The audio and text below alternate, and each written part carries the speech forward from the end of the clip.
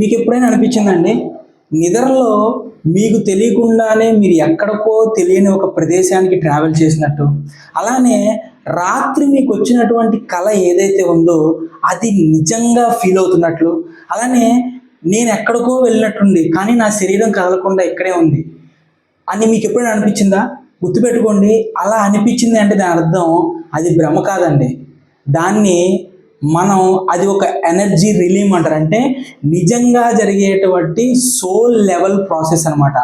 దీన్ని మనం astral travel అంటారు. అంటే పడుకొని ఉన్నప్పుడు మీ ఆత్మ ఏదైతే ఉంటుందో మీకు తెలియకుండా కొన్ని ప్రదేశాలకు వెళ్ళి తన కర్తవ్యాలు ఏవైతే ఉన్నాయో ఆ కర్తవ్యాలు నెరవేర్చొస్తుందండి. దాంట్లో భాగంగానే మీకు అనిపించేటటువంటి విషయాలు అనమాట ఇవి. సో దీనికి న్యూమరాలజీకి సంబంధం ఏంటి? దీనికి న్యూమరాలజీకి ఖచ్చితమైనటువంటి సంబంధం ఉంటుందండి. ఆ సంబంధం ఏంటి అని తెలుసుకోవాలనుకుంటే కనుక ఈ వీడియో ఎండ్ వరకు చూడండి, ఖచ్చితంగా కూడా మీకు అర్థమవుతుంది. హాయ్, హలో ఫ్రెండ్స్, నేను మీ Vivek Chandra, astro numerologist in advanced dimensions method and Vedic signaturologist. So friends, ఈ వీడియోలో భాగంగా మనం న్యూమరాలజీలోనే ఎవరు టచ్ అయినటువంటి అతి లోతైన అతి సీక్రెట్ అయినటువంటి ఒక విషయాన్ని నేను మీ ముందు తెలియజేసేటువంటి ప్రయత్నం చేస్తాను. ఇది మనం న్యూమరాలజీ నేర్చుకునేటప్పుడు రీసెర్చ్లో భాగంగా స్పిరిచువల్ న్యూమరాలజీ అనేటువంటి ఒక కాన్సెప్ట్ ఉంటుందండి. చాలా అంటే చాలా తక్కువ మంది న్యూమరాలజిస్టులు రీసెర్చ్ చేసేటువంటి టచ్ చేసేటువంటి టాపిక్ ఇది. అసలు చాలా మంది దీని గురించి తెలియదండి, చెప్పరు, మాట్లాడరు కూడా.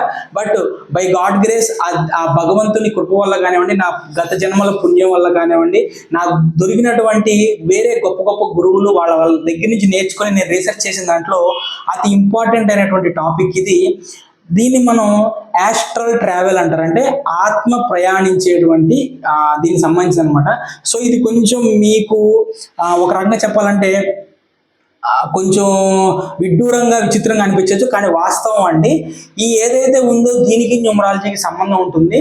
అసలు ఈ న్యూమరాలజీకి ఏంటి సంబంధం అంటే కొన్ని డేట్ ఆఫ్ బర్త్లో వాళ్ళు ఎవరైతే ఉన్నారో వాళ్ళకి తెలియకుండానే నిద్రలో ఎక్కడికో ట్రావెల్ చేసినట్టు, అలానే రాత్రి వచ్చిన కళ్ళు అనేటువంటి నిజంగా జరుగుతున్నట్టు, మీకు తెలియకుండా నిద్రపోయిన తర్వాత ఒక ప్రదేశానికి వెళ్ళి అక్కడ ఏదో వర్క్ చేసి వచ్చినట్లు, మీ శరీరం కదలకుండా ఉండిద్ది కానీ మీరు ఎక్కడికో వెళ్ళినట్లు, ఇటువంటి అనేక రకాలైనటువంటి ఫీలింగ్స్ వస్తూ ఉంటాయి. అవి ఏ డేట్ ఆఫ్ బర్త్ వాళ్ళకి అనేటువంటిది నేను రీసెర్చ్ చేసినటువంటి టాపిక్ ఇది. దాని గురించి నేను మీకు తెలియజేసేటువంటి ప్రయత్నం చేస్తాను. ఇది కావాలంటే చూడండి, దీని గురించి మీకు ఎక్కడ యూట్యూబ్లో ఎక్కడ దొరకదండి. చాలా అసలు న్యూమరాలజిస్ట్ ఎవరు టచ్ అయినటువంటిది, ఎవరు రీసెర్చ్ అయినటువంటి టాపిక్ నేను రీసెర్చ్ చేసి మీ ముందు తీసుకొస్తున్నాను. కాబట్టి వీడియో ఎండ్ వరకు చూడండి. సో మీరు కనుక ఫస్ట్ టైం మన ఛానల్ కనుక చూస్తున్నట్లయితే కనుక మన ఛానల్ సబ్స్క్రైబ్ చేసుకోండి, గంట సింబల్ ఆన్ చేసి పెట్టుకోండి. ఎందుకంటే ఇటువంటి స్పెషల్ టాపిక్స్ అన్నిటి మీద మనం న్యూమరాలజీకి ఆస్ట్రాలజీకి సంబంధించిన వీడియోస్ చేస్తూ ఉంటాము. అవన్నీ కూడా మీ దగ్గరకు వస్తూ ఉంటాయి. అసలు దీంట్లో భాగంగా ఫస్ట్ అసలు యాస్ట్రల్ ట్రావెల్ అంటే ఏంటో తెలుస్తుంది. దాని తర్వాత ఏ డేట్ ఆఫ్ బర్త్ వాళ్ళో చూద్దాము. మీ డేట్ ఆఫ్ బర్త్ కనుక దాంట్లో ఉంటే ఖచ్చితంగా కింద కామెంట్లో మీ డేట్ ఆఫ్ బర్త్ తెలియజేయండి. నిజంగా మీకు ఇటువంటి ఫీలింగ్స్ కలుగుతున్నాయా లేదా అనేటువంటిది ఖచ్చితంగా కూడా తెలియజేసేటువంటి ప్రయత్నం చేయండి. అసలు యాస్ట్రల్ ట్రావెల్ అంటే ఏంటి? యాస్ట్రల్ ట్రావెల్ అంటే మనం నిద్రలో కానివ్వండి, మెడిటేషన్లో కానీ ఉన్నప్పుడు మీ సోల్ అంటే మీ ఆత్మ ఏదైతే ఉంటుందో ఆత్మ శరీరం నుంచి తాత్కాలికంగా బయటకి వెళ్ళిపోవటం. అప్పుడు మీ శరీరం పడుకున్నా సరే మీ సోల్ మాత్రం వేరే డైమెన్షన్లోకి వెళ్ళిపోతాం. గుర్తుపెట్టుకోండి, మనం మహా అయితే 3D dimension, 4D dimension, 5D dimension అనుకుంటామండి. మనకి తెలియనటువంటి డైమెన్షన్స్, మనకు తెలియనటువంటి ఎనర్జీ ఫీల్డ్స్, ఎనర్జీ సిస్టమ్స్ చాలా ఉంటాయండి. మనకి తెలిసింది సముద్రంలో కాకిరెట్టంతా, తెలియంది సముద్రం అంతా. ఆ కాకిరెట్టంతా దాన్ని పట్టుకొని నాకంతా తెలుసు, నేనే గొప్ప అనుకోవటం అనేటువంటిది అవివేకం అండి. సో కాబట్టి మన ఋషులు, మన పూర్వీకులు వీళ్ళందరూ కూడా ఈ డైమెన్షన్స్ అన్నిటిని కూడా ప్రయాణం చేసి వాళ్ళు తెచ్చినటువంటి విద్య కొన్ని అనివార్య కారణాల వల్ల వాటి వల్ల మనం కోల్పోయాం దాన్ని.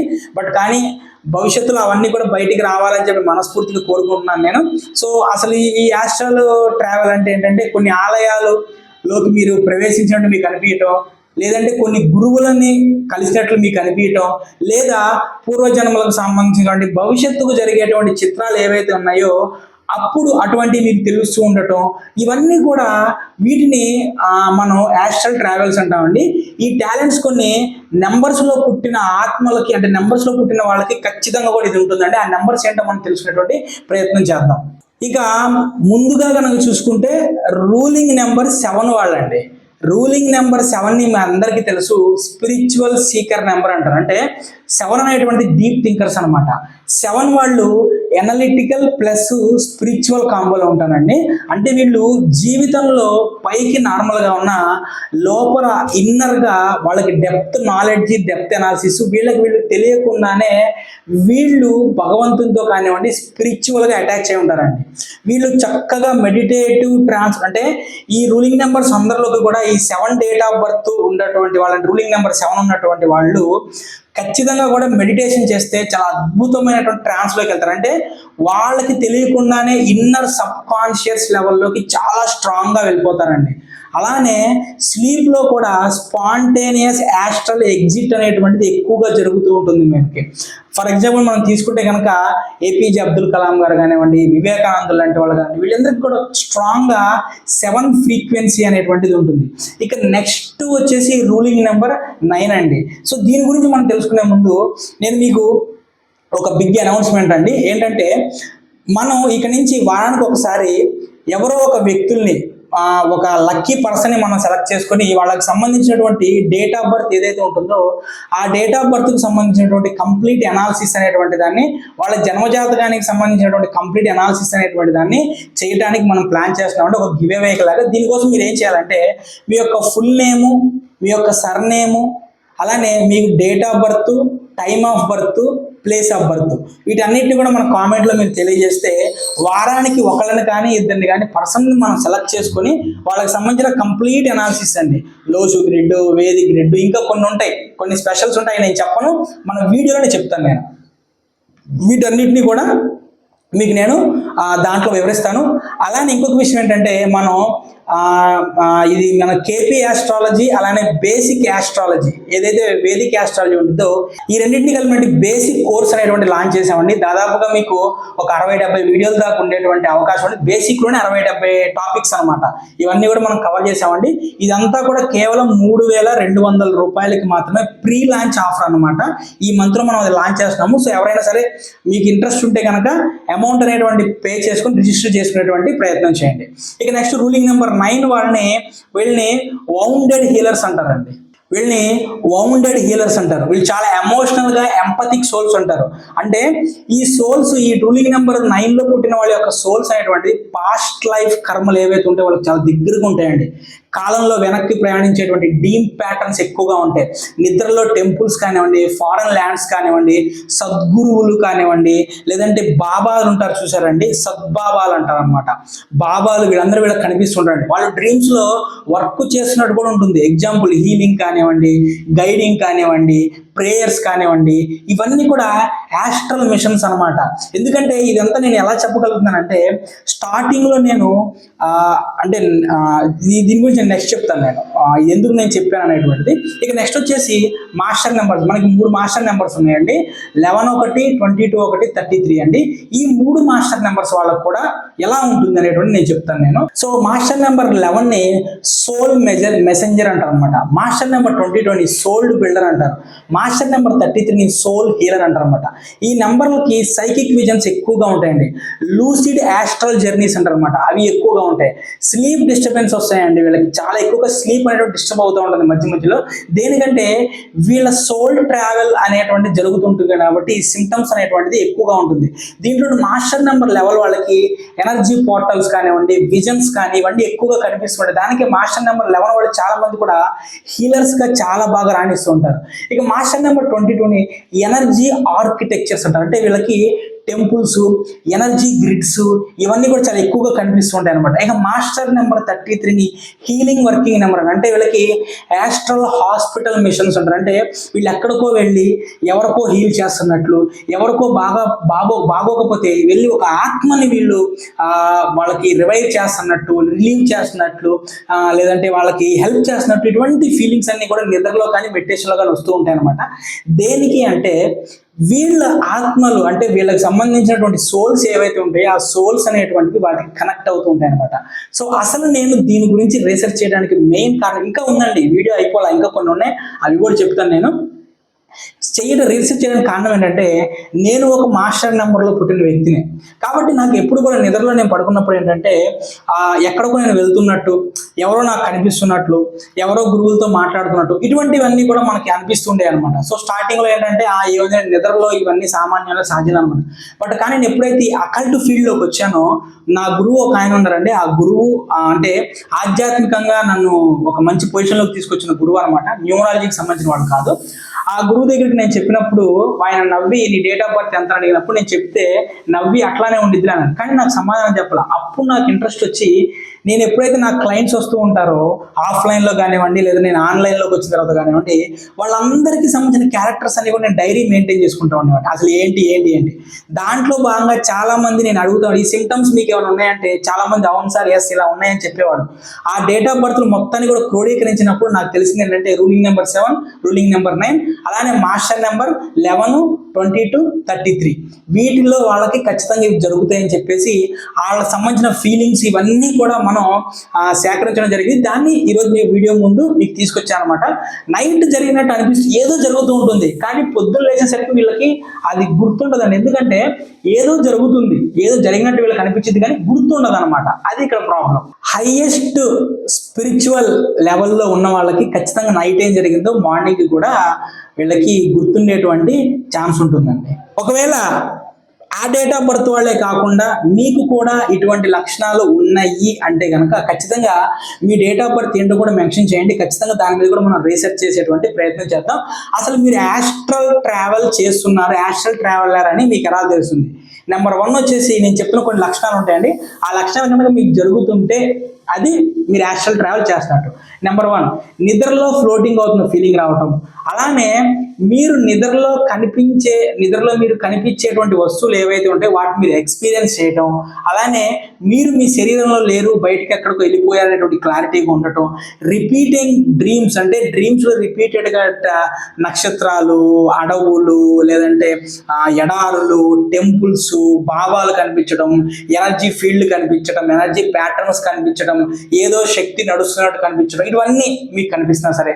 అలానే నిద్రలో లేచిన తర్వాత గొప్ప శాంతిగా, ప్రశాంతంగా, ఎక్స్ట్రీమ్గా డ్రైన్ అయిపోయి ఏదో యాక్చువల్గా మన నిద్రలో పోయి లేచినప్పుడు ఏమనిపిస్తుంది, ఎలా ఉంటుందంటే చాలా ప్రశాంతంగా ఉంటుంది. కానీ కొంతమందికి ఏంటంటే నిద్ర పడుకొని లెగవంగానే ఏమవుతుందంటే బాగా పని చేసి అలసిపోయినటువంటిది, అంటే వాళ్ళ యొక్క సోల్ అనేటువంటిది ఎక్కడికి వెళ్ళి వర్క్ చేసి వచ్చిందని అర్థం అనమాట. అలానే స్లీపింగ్ పెరాలసిస్ అంటారు, అటువంటివి ఉండటం, ఎక్కడో వెళ్ళొచ్చినట్టు ఫీలింగ్ రావటం, ఇవన్నీ కూడా మీకు ఉంటే కనుక ఇవన్నీ కూడా యాస్ట్రల్ ట్రావెల్స్ కి కామన్ సిమ్టమ్స్ అండి. సో వీటిలో ఏదన్నా మీకుంటే అది ఏంటనేటువంటిది కూడా కింద కామెంట్లో తెలియచేయండి. అలానే కానీ మరి ఎందుకు అందరూ కూడా యాస్ట్రల్ ట్రావెల్ చేయలేరు, కొంతమందికి యాస్ట్రల్ ట్రావెల్ చేయగలుగుతున్నారంటే నేను రీసెర్చ్లో తెలుసుకున్నానంటే సోల్ లెవెల్ మిషన్స్ అని ఉంటాయండి. ఆ సోల్ లెవెల్ మిషన్స్ లో పాస్ట్ లైఫ్ కనెక్షన్స్ కంప్లీట్ చేయలేకపోవడం కానివ్వండి, స్పిరిచువల్ ఎనర్జీ అనేటువంటిది మీకు రావాల్సినటువంటి విధంగా సరైనటువంటి విధంగా రాకపోవడం కానివ్వండి, అలానే యాస్ట్రల్ ప్లేన్స్ లో ఇతరులకి హీల్ చేసేటువంటి ప్రాసెస్ మీకే రావడం కానివ్వండి, అలానే డివైన్ బీయింగ్స్ అంటే గురువులకి కానివ్వండి, దేవతలకు కానివ్వండి, లేదంటే ఇంకొన్ని ఎక్స్ట్రీమ్ స్పిరిచువల్ లెవెల్ సోల్స్ ఉంటాయి, వాటితో మీకు కనెక్షన్ అయి ఉండటం కానివ్వండి, అలా లేకపోకుండా ఉండటం కానివ్వండి, వీటన్నిటి వల్ల కూడా అంటే సోల్ లెవెల్ ట్రావెల్ అనేటువంటి చేయలేరండి. ఇక్కడ మీకు ఇంకొక డౌట్ రావచ్చండి, మీరు చెప్పిన డేట్ ఆఫ్ బర్త్లు మాకు ఉన్నాయండి, కానీ మీరు అనుకున్నట్లు ఎక్కువగా మాకు అనిపించలేదు, ఎప్పుడో ఒకసారి అనిపిస్తుంది అని అనుకోవచ్చు. గుర్తుపెట్టుకోండి, దీనికి ఖచ్చితంగా కూడా ఒక్కటే రీజన్ నేను చెప్తాను, ఏంటంటే మీ యొక్క స్పిరిచువల్ లెవెల్ ఏదైతే ఉంటుందో ఆ స్పిరిచువల్ లెవెల్ని మీకు తగినటువంటి స్థాయికి మీకు తీసుకురాకలేకపోవటం వల్ల, అలానే మీరు అసలు ఈ జన్మ ఎందుకు వచ్చింది, ఆ జన్మకు సంబంధించిన పనులు కాకుండా వేరే అంటే అరిషడ్ వర్గాల్లో ఎదుటి వాళ్ళని మీద ద్వేషించటం, ఇటువంటివి బ్లాగేజెస్ అన్ని కూడా మనకు ఉన్నప్పుడు ఏంటంటే నిజంగా మనం దేనికైతే వచ్చామో అటువంటివి మనకి రావండి. సో కానీ ఈ యాస్ట్రల్ ట్రావెల్ మీ ఆ డేట్ ఆఫ్ బర్త్లో ఉండి ఖచ్చితంగా కూడా మీరు ఇటువంటి ఎక్స్పీరియన్స్ చేసి ఆ అదర్ డైమెన్షన్స్లో ఉన్నటువంటి వాళ్ళకి హెల్పింగ్ ఇటువంటి మీరు అనుకుంటే కనుక మీరు యాస్ట్రల్ ట్రావెల్ని చెయ్యొచ్చు. అలానే అంటే ఆ డేట్ ఆఫ్ బర్త్ కొంతమంది చాలా ఎక్స్ట్రీమ్ లెవెల్లో విపరీతంగా ఇబ్బంది పడుతూ ఉంటారండి. అటువంటి వాళ్ళు దీన్ని కంట్రోల్ చేసుకోవాలి అనుకుంటే కనుక నెంబర్ 1 అండి, ఖచ్చితంగా కూడా మెడిటేషన్ ఖచ్చితంగా మస్ట్ అండ్ షుడ్ అండి.